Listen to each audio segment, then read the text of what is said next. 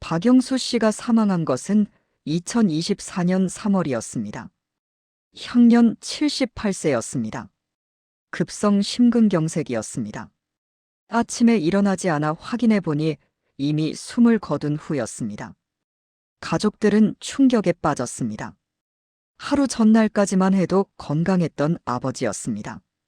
박영수 씨는 성공한 사업가였습니다. 40년간 건설업을 하며 재산을 모았습니다. 서울 강남의 빌딩 하나, 아파트 3채, 그리고 예금과 주식을 합쳐 총 자산이 100억 원이 넘었습니다. 적지 않은 재산이었습니다. 그에게는 자식이 셋 있었습니다. 장남 박민수는 47세로 아버지 회사를 이어받아 건설업을 하고 있었습니다. 차남 박민주는 45세로 의사였습니다. 강남에서 성형외과를 운영하고 있었습니다. 막내딸 박지은은 42세로 변호사였습니다. 로펌 파트너였습니다. 세 자녀 모두 성공했습니다. 아버지의 경제적 도움도 있었지만 각자 노력해서 이룬 성과였습니다. 박영수 씨는 자식들이 자랑스러웠습니다. 평소에도 주변에 자식 자랑을 많이 했습니다. 장례식은 3일장으로 치러졌습니다. 많은 조문객이 찾아왔습니다. 건설업계 인사들, 친척들, 친구들이 고인을 애도했습니다. 세 자녀는 눈물로 아버지를 보냈습니다. 장례가 끝나고 일주일 후 유산 상속 문제가 대두되었습니다. 박영수 씨는 유언장을 남기지 않았습니다. 적어도 가족들이 아는 한 유언장은 없었습니다. 법정 상속대로라면 세 자녀가 균등하게 나눠 가지게 됩니다. 각자 약 33억 원씩이었습니다. 그런데 장남 박민수가 가족회의를 소집했습니다. 중요한 이야기가 있다고 했습니다. 차남 민중과 막내 지은이 민수의 집으로 모였습니다. 분위기가 묘했습니다. 민수의 표정이 심각했습니다. 민수는 노트북을 켰습니다. 동영상 파일을 재생했습니다. 화면에 아버지 박영수 씨가 나타났습니다. 살아생전의 모습이었습니다. 집 서재에 앉아 있는 모습이었습니다. 동영상 속 박영수 씨가 말했습니다. 자식들에게 하는 마지막 말이라고 했습니다. 건강이 좋지 않아 유언을 영상으로 남긴다고 했습니다. 목소리도 아버지 목소리였습니다. 표정도 아버지의 표정이었습니다. 동영상은 약 5분이었습니다. 박영수 씨는 차분하게 말했습니다. 평생 사업을 하며 재산을 모았다고 했습니다. 그 재산을 어떻게 나눌지 고민을 많이 했다고 했습니다. 그리고 결론을 말했습니다. 전 재산을 장남 박민수에게 물려준다고 했습니다.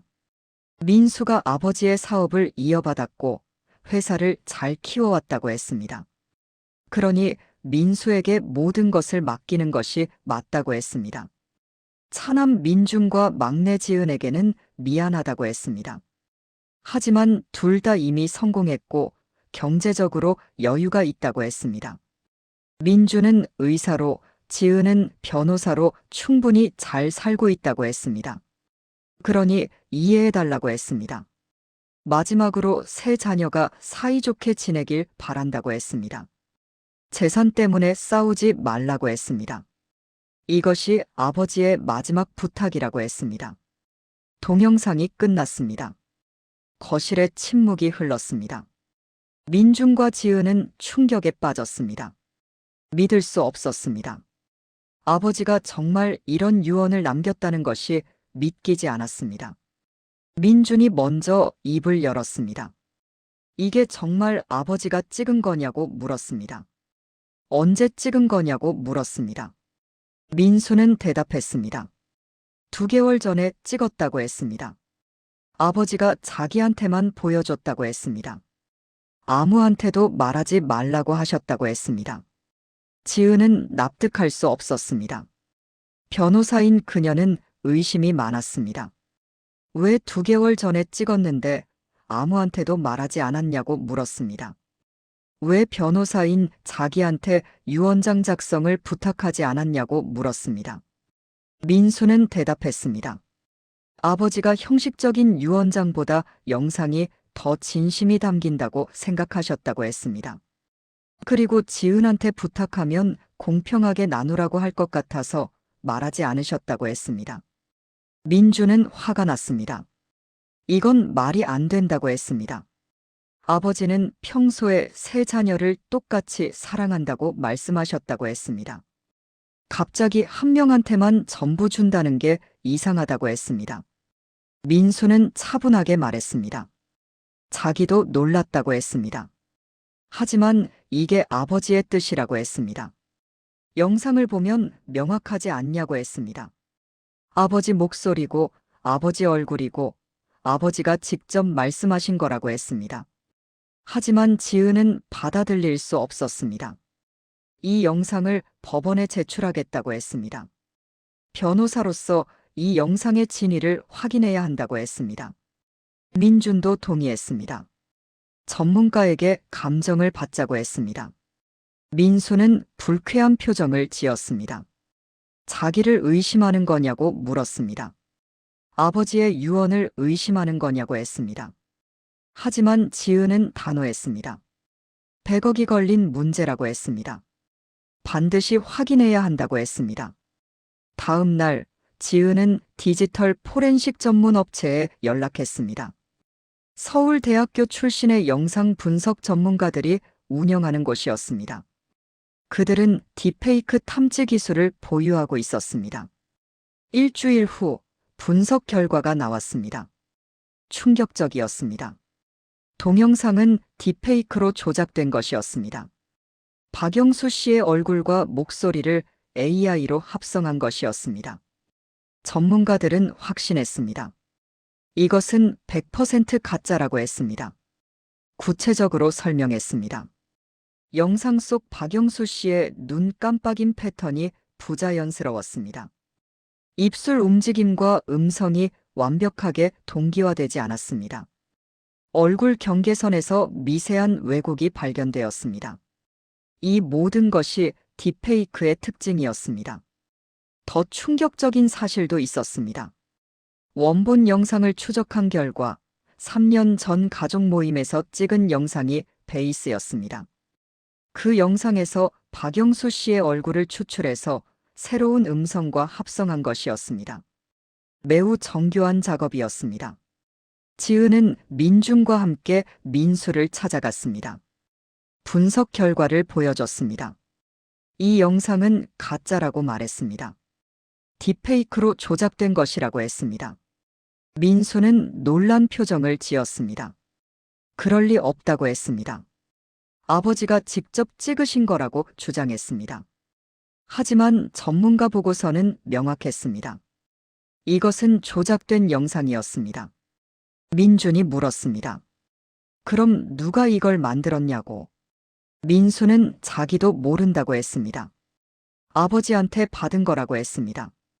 아버지가 어떻게 만들었는지는 모른다고 했습니다. 하지만 지은은 의심했습니다.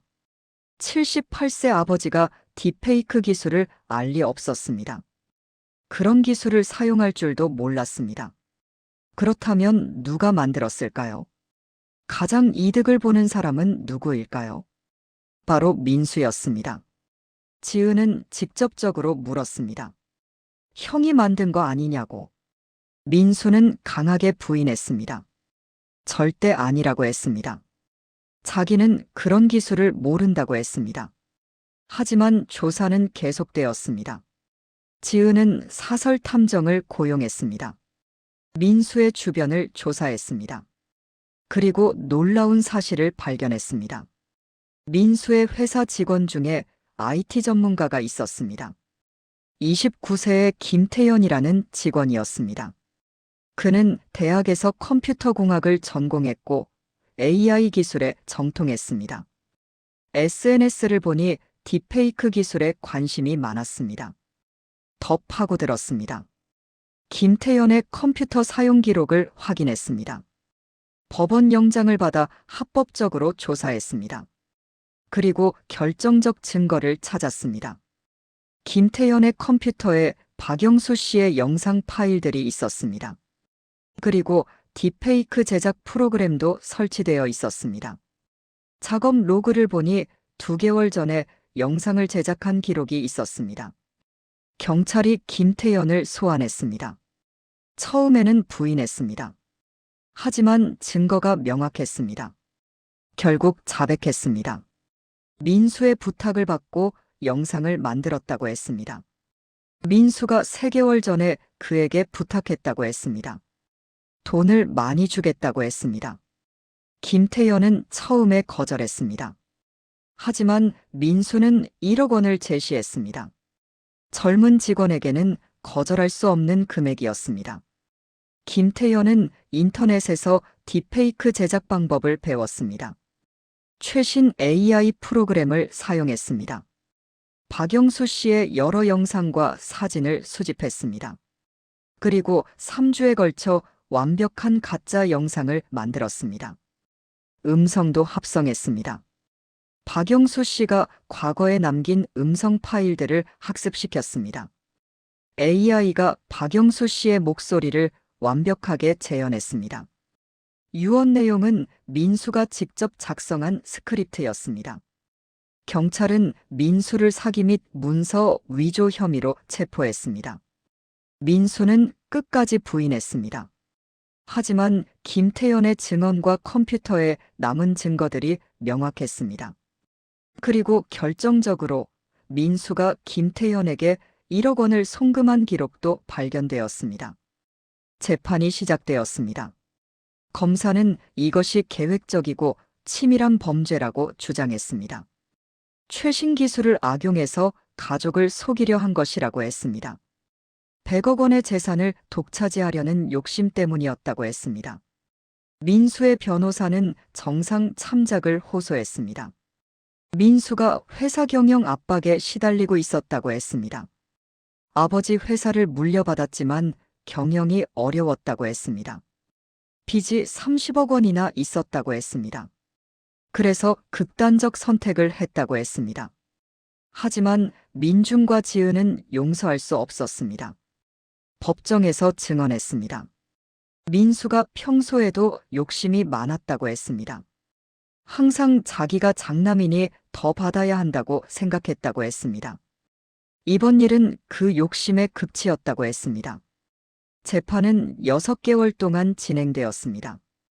언론에서도 큰 관심을 보였습니다. 딥페이크를 이용한 유산 사기 사건이라며 대서특필했습니다. 첨단 기술 범죄의 새로운 사례라고 보도했습니다. 1심 판결이 나왔습니다. 민수에게 징역 5년이 선고되었습니다. 사기죄와 사문서 위조죄가 인정되었습니다. 김태현에게도 징역 3년이 선고되었습니다. 공범으로 인정된 것입니다. 판사는 판결문에서 말했습니다. 이 사건은 기술의 발전이 범죄에 악용될 수 있다는 것을 보여주는 사례라고 했습니다. 딥페이크 기술은 점점 정교해지고 있고 일반인이 구별하기 어려운 수준이 되었다고 했습니다. 이런 기술을 이용한 범죄가 앞으로 더 증가할 것이라고 경고했습니다. 또한 가족 간의 신뢰를 무너뜨린 것이 가장 큰 죄라고 했습니다. 돈 때문에 형제를 속이고 죽은 아버지의 얼굴과 목소리를 도용한 것은 용서받을 수 없는 행위라고 했습니다. 민수는 항소하지 않았습니다. 죄를 인정한 것입니다. 교도소로 향하기 전 민중과 지은을 만났습니다. 눈물을 흘리며 사과했습니다. 잘못했다고 했습니다. 욕심에 눈이 멀었다고 했습니다. 민중과 지은은 복잡한 감정이었습니다. 오빠를 용서해야 할지 모르겠다고 했습니다. 하지만 지금은 용서할 수 없다고 했습니다. 시간이 필요하다고 했습니다. 재산은 법정 상속대로 3명이 나눠 가지게 되었습니다. 하지만 민수의 몫은 동결되었습니다. 범죄 수익으로 간주되어 일단 법원에 보관되었습니다. 민수가 형을 마치고 나온 후에 다시 논의하기로 했습니다. 민중과 지은은 각자 약 33억 원씩 상속받았습니다. 하지만 기쁘지 않았습니다. 형을 잃었습니다. 가족이 무너졌습니다. 돈보다 소중한 것을 잃은 것입니다. 이 사건은 사회에 큰 충격을 주었습니다. 딥페이크 기술이 이렇게 위험하게 사용될 수 있다는 것을 보여줬습니다. 정부는 대책 마련에 나섰습니다. 딥페이크 제작 및 유포를 처벌하는 법안이 강화되었습니다. 법무부는 유언장 관련 규정도 개정했습니다. 영상 유언장의 경우 반드시 공증을 받도록 했습니다. 그리고 영상의 진위를 확인하는 절차를 의무화했습니다. 딥페이크 탐지 기술을 활용하도록 했습니다. 금융권도 대응에 나섰습니다. 은행들은 고액 자산가들에게 생전 유언 서비스를 제공하기 시작했습니다. 변호사 입회 하에 정식 유언장을 작성하도록 권장했습니다. 영상 유언의 경우 블록체인 기술로 위변조를 방지하는 시스템을 도입했습니다. IT 업계에서도 움직임이 있었습니다. 딥페이크 탐지 기술이 발전했습니다. AI로 만든 가짜 영상을 AI로 잡아내는 기술이 개발되었습니다. 여러 기업들이 이 분야에 투자하기 시작했습니다. 민수는 교도소에서 5년을 복역했습니다. 그 시간 동안 많은 생각을 했습니다. 왜 그런 선택을 했을까? 돈이 그렇게 중요했을까? 가족보다 소중한 것이 있었을까? 교도소에서 그는 다른 수감자들을 만났습니다. 그들도 비슷한 이유로 범죄를 저질렀습니다. 돈 때문에, 욕심 때문에, 순간의 선택 때문에. 그리고 모두 후회하고 있었습니다. 5년 후 민수는 출소했습니다. 52세가 되었습니다. 교도소 앞에는 아무도 없었습니다. 민준도 지은도 나오지 않았습니다. 민수는 혼자 버스를 타고 집으로 향했습니다. 집에 도착하니 아내가 있었습니다. 이혼하지 않고 기다려준 것입니다. 두 아이도 있었습니다. 대학생과 고등학생이 되어 있었습니다. 아이들은 아버지를 복잡한 눈빛으로 바라봤습니다. 민수는 재건축을 시작했습니다. 더 이상 건설업은 할 수 없었습니다. 전과자였고 업계에서 신뢰를 잃었습니다. 작은 식당을 시작했습니다. 아내와 함께 운영했습니다. 하루하루 성실하게 살았습니다. 민준과 지은에게 연락을 시도했습니다. 하지만 두 사람은 받지 않았습니다. 명절에도 만나지 않았습니다. 가족 모임은 더 이상 없었습니다. 민수는 형제를 잃은 것입니다. 3년이 지났습니다. 민수는 55세가 되었습니다. 여전히 작은 식당을 운영하고 있었습니다. 그런데 어느 날 지은이 찾아왔습니다. 오랜만이었습니다. 지은은 말했습니다. 오빠를 용서하려고 한다고. 8년이 지났으니 이제 좀 괜찮다고 했습니다. 하지만 예전으로 돌아갈 수는 없다고 했습니다. 그저 가끔 연락하고 지내자고 했습니다. 민수는 눈물을 흘렸습니다. 고맙다고 했습니다. 정말 미안하다고 했습니다. 평생 후회하며 살겠다고 했습니다. 민주는 아직 연락하지 않았습니다. 그는 가장 화가 많이 났던 사람이었습니다. 형을 용서하지 못했습니다. 아마 평생 용서하지 못할지도 모릅니다. 이 사건은 여러 교훈을 남겼습니다. 첫째, 기술의 발전은 양날의 검입니다. 딥페이크 같은 기술은 엔터테인먼트나 교육에 유용하게 쓰일 수 있습니다. 하지만 범죄에 악용될 수도 있습니다. 우리는 이런 기술을 경계해야 합니다. 둘째, 유언장은 반드시 법적 절차를 거쳐 작성해야 합니다. 영상 유언이든 문서 유언이든 공증을 받아야 합니다. 그래야 나중에 분쟁을 막을 수 있습니다. 특히 고액 자산가라면 더욱 신경 써야 합니다. 셋째, 가족 간의 소통이 중요합니다. 박영수 씨가 생전에 자녀들과 재산 문제를 논의했다면 이런 일은 없었을 것입니다. 유산 문제는 민감하지만 살아있을 때 명확히 해두는 것이 좋습니다. 넷째, 욕심은 파멸을 부릅니다. 민수는 100억을 독차지하려다가 모든 것을 잃었습니다. 형제를 잃었고 5년을 감옥에서 보냈고 사회적 신뢰를 잃었습니다. 33억만 받았어도 행복하게 살 수 있었을 것입니다. 다섯째, 범죄는 항상 들킵니다. 민수는 완벽한 계획이라고 생각했습니다. 하지만 전문가의 눈을 속일 수 없었습니다. 디지털 포렌식 기술은 계속 발전하고 있습니다. 어떤 조작도 결국 밝혀집니다. 지금도 딥페이크 범죄는 계속되고 있습니다.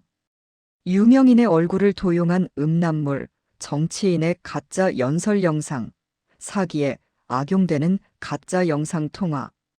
기술이 발전할수록 범죄도 진화합니다. 2025년 현재 딥페이크 탐지 기술과 제작 기술은 끊임없는 경쟁을 벌이고 있습니다. AI가 만든 가짜를 AI가 잡아내지만 다시 더 정교한 가짜가 만들어집니다. 이 싸움은 계속될 것입니다. 우리는 어떻게 대응해야 할까요? 첫째, 의심하는 습관을 가져야 합니다. 영상이라고 해서 무조건 믿어서는 안 됩니다. 특히 중요한 결정을 내려야 하는 영상이라면 반드시 확인해야 합니다. 둘째, 전문가의 도움을 받아야 합니다. 의심스러운 영상이 있다면 디지털 포렌식 전문가에게 의뢰하세요. 비용이 들더라도 확인하는 것이 낫습니다. 셋째, 법적 절차를 따라야 합니다. 중요한 문서나 유언은 반드시 공증을 받으세요. 증인을 세우고 법률 전문가의 조언을 구하세요. 넷째, 디지털 리터러시를 높여야 합니다. 딥페이크가 무엇인지, 어떻게 만들어지는지, 어떻게 구별하는지 알아야 합니다. 특히 노년층은 이런 기술에 취약하므로 교육이 필요합니다. 민수의 이야기는 끝났지만 현실의 딥페이크 범죄는 계속되고 있습니다. 당신의 가족도 안전하지 않습니다. 당신의 부모님이 이런 사기를 당할 수도 있습니다. 특히 고령자들은 첨단 기술에 익숙하지 않습니다. 딥페이크 영상을 보면 진짜라고 믿을 가능성이 높습니다. 자녀들이 부모님을 보호해야 합니다. 이런 기술에 대해 알려주고 의심하는 방법을 가르쳐야 합니다. 이 이야기를 듣는 당신에게 묻습니다. 당신의 가족은 준비되어 있습니까? 유언장은 제대로 작성되어 있습니까? 가족 간의 재산 문제를 논의한 적이 있습니까? 지금 당장 가족과 이야기를 나누세요. 어색하더라도 불편하더라도 필요한 대화입니다.